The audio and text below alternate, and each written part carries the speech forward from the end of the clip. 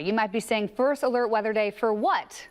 Well, the snow isn't here just yet. Let's go get a check with Andrew Whitmire. Andrew, it's sure coming, though. That's definitely happening. It is, and we already saw some impacts earlier on today along I-94 up around Michigan City, New Buffalo area. This first alert weather day out for the rest of this Wednesday, all the way through Thursday afternoon and even on into Thursday evening. A live look right now at first alert weather radar, and we do have some blues scattered across the area, not widespread, but some of us dealing with flurries, while others looking at a reduction with some light lake effect snow showers. And this will continue for the next several hours. This is wave one, if you will, of this lake effect snow. Right now, just light lake effect snow showers with a heavier single lake effect snow band that will develop tonight into our Thursday. A live look over downtown Elkhart, kind of the snow globe effect right now. Most roads, again, mostly either dry or wet, but I do expect once we get into nightfall past 6 p.m., that is where we will first alert to start seeing at least some minor impacts on the road with at least a dusting with scattered slick spots developing where we are seeing scattered flurries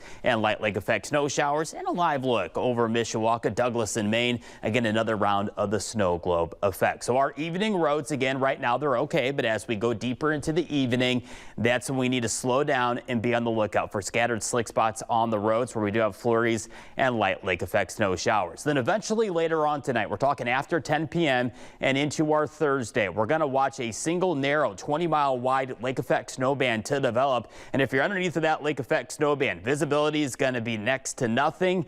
And we're going to watch for snow to impact the roadways. Your patience will be needed for tomorrow. And if you're outside of that lake effect snow band, relatively no issues. If you're south of US 30 tomorrow, south of Plymouth, south of Warsaw, you're going to have no issues for tomorrow's weather. We have narrowed down, though, tonight through Thursday's lake effect snowfall, the overall amounts. And as we mentioned, if you're from Plymouth, Warsaw, southward, and even Knox southward, not much in the way of impacts. But the further north you go, the greater the chances to be impacted from that 20-mile wide lake effect snow band. And right now, after looking at the latest data this afternoon, it looks like the US 20 bypass northward. That's going to be the greatest potential to see some impacts from this lake effect snow in between South Bend and Elkhart, with likely a bullseye, a jackpot zone, if you will, setting on up across some portions of northern and central Berrien County and far western Cass County. That's the greatest potential to potentially see a half an inch of snowfall by Thursday evening. Timing all this out for you hour by hour with First Alert Weather Feature Track. Again, we have some light flurries, light lake effect snow showers out there right now.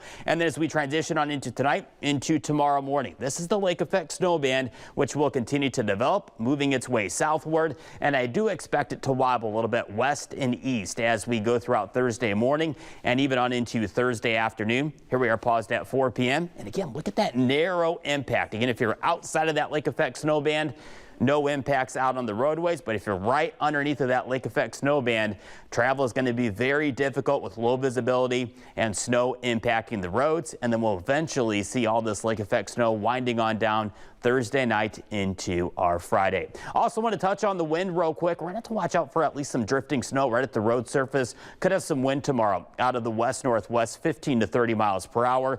Then we'll lessen these impacts by Friday afternoon, and by Saturday, it's maybe time to go out and enjoy the sled.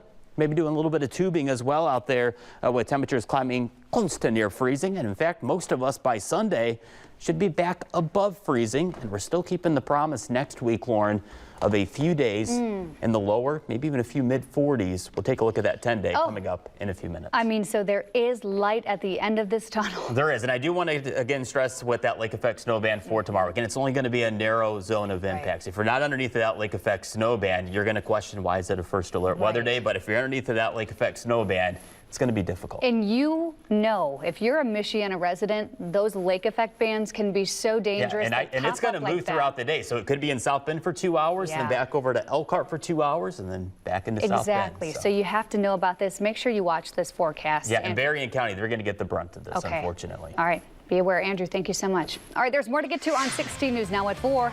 After the break.